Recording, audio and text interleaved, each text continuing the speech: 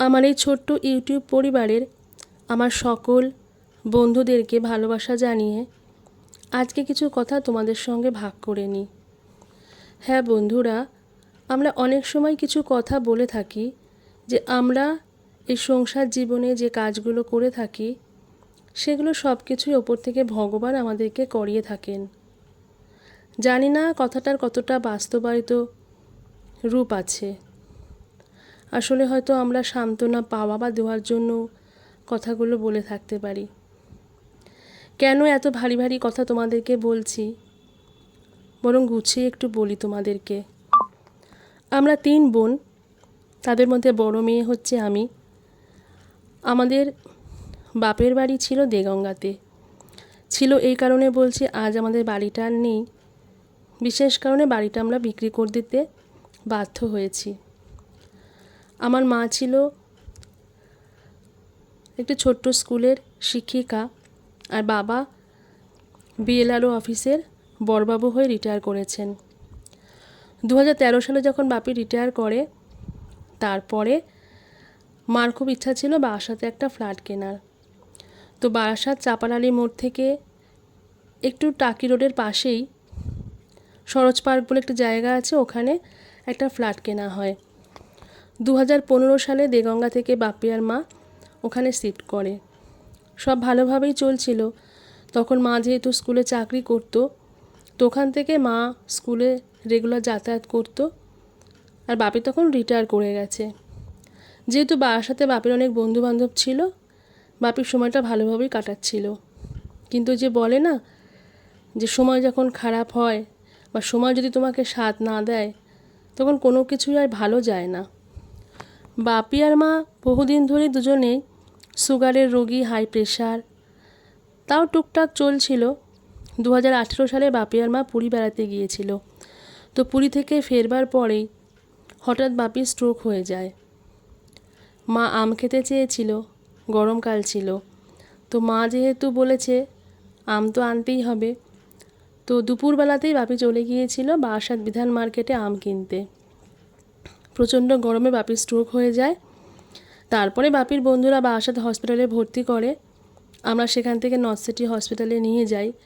কিন্তু সেই সময় বাপির একটা সাইড একটু প্যারালাইজড হয়ে যায়। তারপর সিদ্ধান্ত হয় যে দত্তপুকুরে আমি থাকি, আমার কাছে বাপিকে আনা হবে। কারণ মা তখন শরীর এতটাও ভালো ছিল না যে মা বাপিকে সুস্থ করে তুলবে, কিন্তু মা আবার এতটাও অসুস্থ না যে মা মেয়ের বাড়িতে এসে থাকবে। তো মা তখন বলল, আমি যাব না, বাপিকে নিয়ে যা, আমি মেয়ের বাড়ি গিয়ে থাকবো না। আমার মা কোনো দিন সুস্থ অবস্থায় আমার বাড়িতে একটি রাতও কোনো দিন কাটায়নি। কিন্তু ভাগ্যের কি পরিহাস দেখো, পরে সেই মেয়ের বাড়িতে এসে মাকে থাকতে হচ্ছে। আর ভাগ্যের পরিহাস এই কথাটা কেন বলছি, অনেকের কাছে এটা নাকি মায়ের জন্য চরম দুর্ভাগ্য, কিন্তু আমি বলবো একজন বিবাহিত মেয়ের কাছে তার বাবা মাকে রাখা পরম সৌভাগ্য। যাই হোক, বাপিকে তো নিয়ে আসলাম, বাপি সুস্থও হলো। কিন্তু 2020 সালে আমার ভাইয়ের বিয়ে ছিল, কাকার ছেলে, দেগঙ্গাতে। সেখানে আমরা 3 বোন, বাবা মা সবাই যখন একসঙ্গে গেলাম, সেখান থেকে মা বলল মা দত্তপুকুরে ফিরে আসবে না, বারাসাতে চলে যাবে। আসলে মা বরাবরই স্বাধীন চেতা এবং খুব ব্যক্তিত্ব সম্পন্ন ছিল। তো মেয়ের বাড়িতে থাকবে এটা মা ঠিক মানতে পারছিল না। তো বাপি আর মা সেখানেই চলে গেল। কিন্তু বেশি দিন না, খুব তাড়াতাড়ি মা অসুস্থ হয়ে গেল। আমার ঠিক মনে পড়ছে না, যত সম্ভব তখন করোনার ফার্স্ট ওয়েভ চলছে। মা রান্নাবান্নাও ঠিক মতন করতে পারতো না। হোম ডেলিভারিতে খাবার আসতো, সেই খাবার খেত। কিন্তু জানো তো, খাবার ঠিক মতন বেড়ে বাপিকে দেওয়া এবং নিজে খাওয়া, সেটাও মার পক্ষে ঠিক সম্ভব হচ্ছিল না। আমি নিজে গিয়েও দেখেছি মা বাসি খাবার খেয়েছে, আর সেই দিনকার টাটকা খাবারগুলো সব পড়েছিল ডাইনিং টেবিলের উপরে। তো এই রকম পরিস্থিতি দেখে আমি সম্পূর্ণ আমার নিজ সিদ্ধান্তে বাপি আর মাকে আমার কাছে আবার নিয়ে চলে আসি। সেই থেকে 2025 সালে সেপ্টেম্বর মাস পর্যন্ত আমার কাছেই ছিল, খুব ভালোভাবেই ছিল। কিন্তু ওই যে ভগবান উপর থেকে সব কিছু ঠিক করে রাখে, আর আমরা যা করি জানি না ভগবানই হয়তো তা আমাদের দিয়ে তা করিয়ে থাকেন। এর মধ্যে আমাদের একটা প্ল্যান হলো যে বারাসাতের ফ্ল্যাটটা আমরা বিক্রি করে দিয়ে মধ্যমগ্রামে আমার ছোটো বোন যেহেতু থাকে ওর আশেপাশে একটা ফ্ল্যাট কিনবো।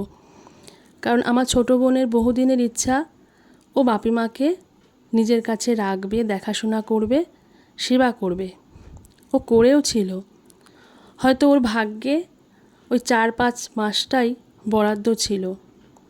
কারণ সত্যি বলতে কি, আমি বাপি মাকে রেখেছিলাম আমার কাছে কিছুটা শাসনে আর কিছুটা হয়তো ভালোবাসায়, আর ওর কাছে পুরোটাই ছিল আদরে, ঠিক সন্তানের মতো। খুব যত্ন করেছে জানো তো। কিন্তু ওই যে বাপি ওর ওখান থেকে যাবে বলেই হয়তো ওখান থেকে চলে গেল না ফেরার দেশে। আর আমি আমার বাপি মাকে আমার কাছে রেখেছিলাম, এই জন্য সব থেকে অসুবিধা ছিল আমার খুব কাছের শ্বশুরবাড়ির দিককার কিছু আত্মীয় স্বজনের। কিছু বললেও হয়তো ভুল বলা হবে, হয়তো 2-1 জনের।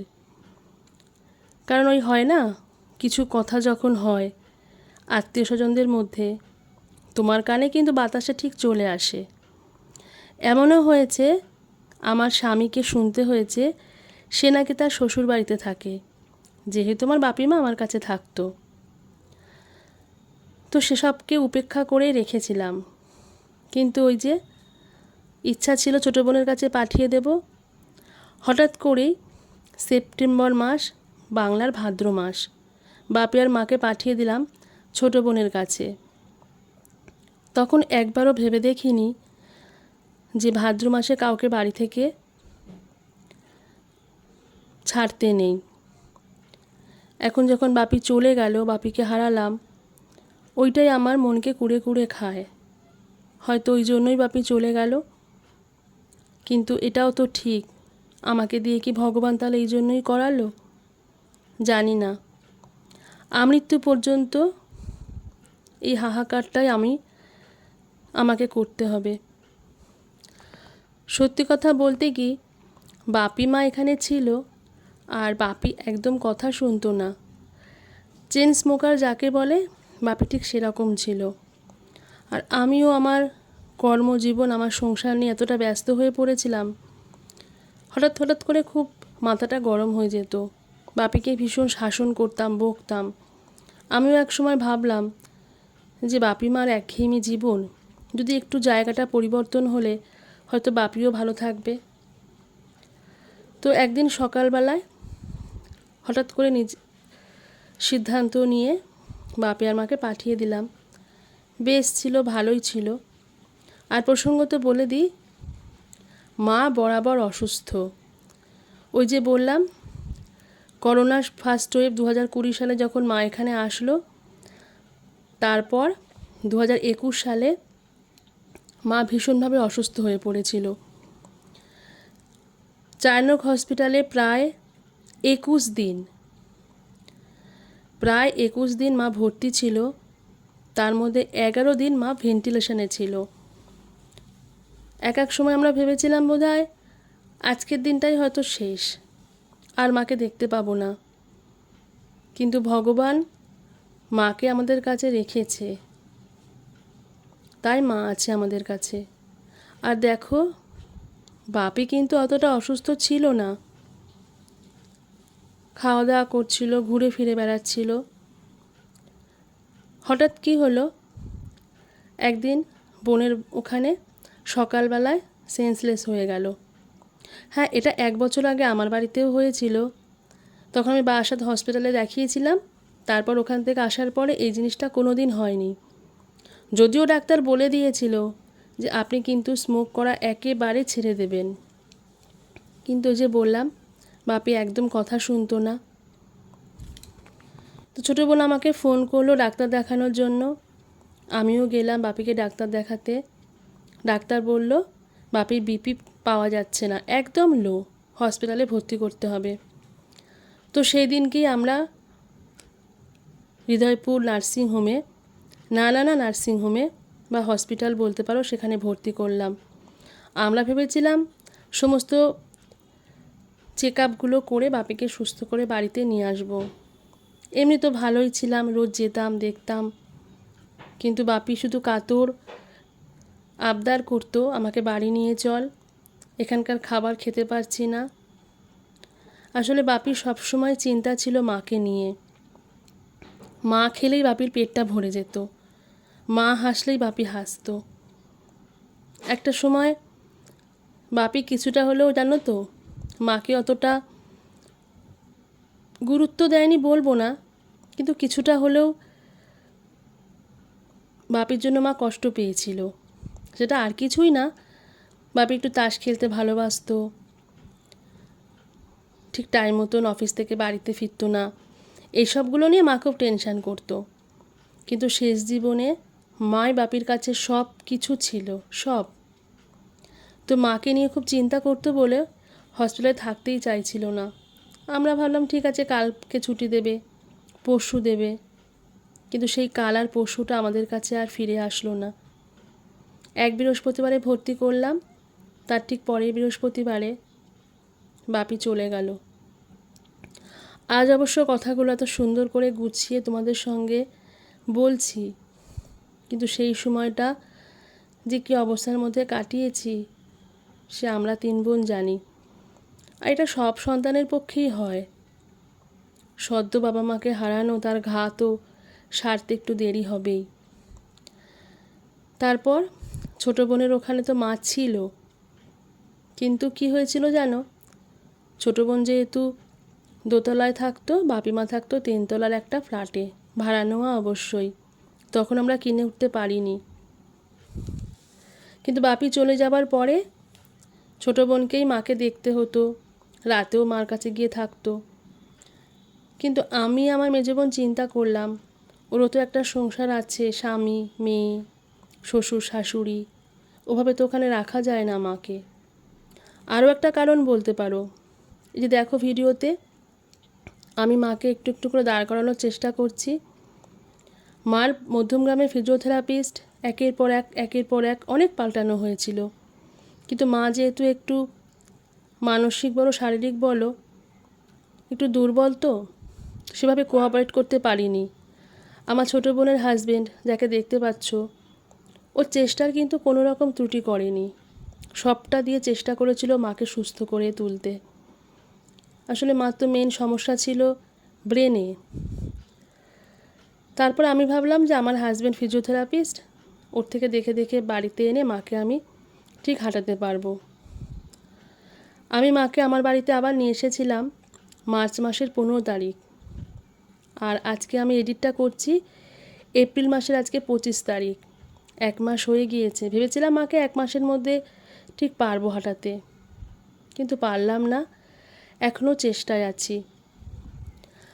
আর একটা কথা তোমাদের সঙ্গে অবশ্যই বলতে হবে, আমি এতগুলো কথা কেন তোমাদের সঙ্গে ভাগ করে নিচ্ছি, আসলে কী বলতো, প্রতিনিয়ত আমার মনে হচ্ছে যে বাপি মাকে আমি ভাদ্র মাসে বাড়ি থেকে বোনের ওখানে পাঠিয়ে দিলাম বলেই কি বাপি চলে গেল। আর মাও জানো তো ওখান থেকে মানে এখান থেকে মধ্যমগ্রামে যাওয়ার পরে খাটের থেকে পড়ে গিয়ে মার একটা অপারেশান হয়েছে।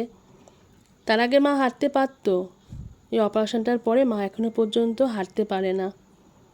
এখনও চেষ্টা করে যাচ্ছি, জানি না এটাও হয়তো ভগবান কি ঠিক করে রেখেছে, তার উপরে তো যেতে পারবো না। খুব ইচ্ছা করলো কিছু কথা তোমাদের সঙ্গে আজকে ভাগ করে নিতে, তাই নিলাম। আর একটা কথা, আমি সব কিছুই না নিজের সিদ্ধান্তে সবসময় করে গেছি, যখন আমার যেটা মনে হয়েছে আমি সেটাই করেছি। আর একটা প্রচলিত কথা আছে, ভাগের মা গঙ্গা পায় না, আর এখানে কিন্তু সম্পূর্ণ উল্টো। আমার মাকে নিয়ে আসার পরে আমার ছোটো বোন আমার সঙ্গে প্রায় 1 সপ্তাহ ভালো করে কথা বলেনি। আর আমার মেজো বোন, ও হয়তো শারীরিকভাবে মাকে ওভাবে করতে পারে না, যে তোর বাড়িতেও শ্বশুর শাশুড়ি অসুস্থ আর ও নিজে চাকরিজীবী, কিন্তু বিশ্বাস করো যত রকমভাবে সাহায্য করা যায় সবটাই ও করে। কিছু অফিসিয়ালি কাজকর্ম আছে যেগুলো খুব ভালো বোঝে, ব্যাংক, এই যে বাপির পেনশানটা, মার পেনশান কিভাবে চালু হবে, সমস্ত কিছুটা ও দেখাশোনা করে। তাহলে বন্ধুরা, এইভাবেই আমরা 3 বোন মাকে আগলে রাখার চেষ্টা করছি। কারণ মায়ের এখন আমরা 3 মেয়ে ছাড়া কেউ নেই, আর আমাদেরও আমাদের মা ছাড়া কেউ নেই। বাপিও চলে গেল মাকে আমাদের কাছে রেখে। ভিডিওটা আর বেশি বড় করলাম না। সবাই ভালো থেকো, আমার পাশে থেকো। সবাই সবার মতন করে একটু প্রার্থনা করো। যদি মা একটু হাঁটতে পারে খুব ভালো হয়, আর নাইবা যদি পারে যেন মা এরকমই থাকে। ভালো থেকো সবাই। টাটা।